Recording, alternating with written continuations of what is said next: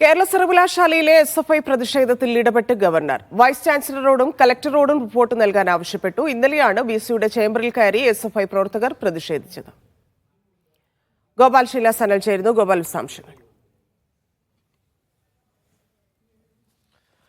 ധന്യ, സർവകലാശാലയിൽ കഴിഞ്ഞ 12 ദിവസമായി SFIയുടെ പ്രതിഷേധം നടന്നു വരികയാണ്. വൈസ് ചാൻസലർ ജനാധിപത്യ വിരുദ്ധ നടപടികൾ സ്വീകരിക്കുന്നുവെന്നും തെരഞ്ഞെടുപ്പിലൂടെ അധികാരമേൽക്കേണ്ട യൂണിയനെ പ്രവർത്തിക്കാൻ അനുവദിക്കുന്നില്ല എന്ന അടക്കമുള്ള വലിയ ആരോപണങ്ങൾ ഉന്നയിച്ചുകൊണ്ടായിരുന്നു ഈ സമരം നടന്നു വന്നത്. ഇന്നലെ അപ്രതീക്ഷിതമായിട്ടാണ് സർവകലാശാലയിലെ വൈസ് ചാൻസലറുടെ ചേംബറിലേക്ക് SFI പ്രവർത്തകർ ഇരച്ചു കയറിയതും അവിടെ ദീർഘനേരം ഏകദേശം 2 മണിക്കൂറോളം പ്രതിഷേധം നടത്തിയതും VC-യുടെ ചേംബറിലടക്കം പോസ്റ്ററുകൾ ഒട്ടിക്കുകയും SFIയുടെ കൊടി സ്ഥാപിക്കുകയും ഒക്കെ ചെയ്തിരുന്നു. ഈ വിഷയത്തിലാണ് ഇപ്പോൾ സർവകലാശാല ചാൻസലർ കൂടിയായ ഗവർണർ രാജേന്ദ്ര വിശ്വനാഥ് അർലേക്കർ ഇടപെട്ടിരിക്കുന്നത്.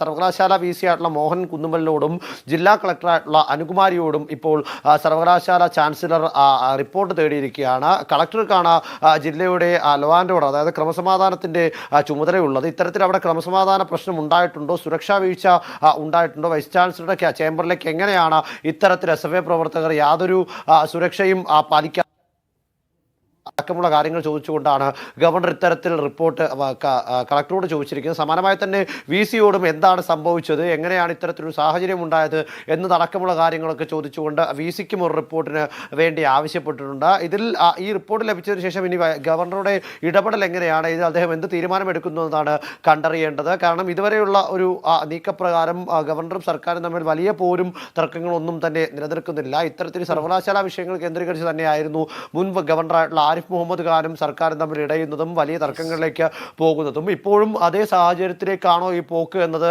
ഇനി ഗവർണറുടെ നിലപാട് എന്താണ് എന്ന് കണ്ടറിയണം. ശരി ഗോപാൽ.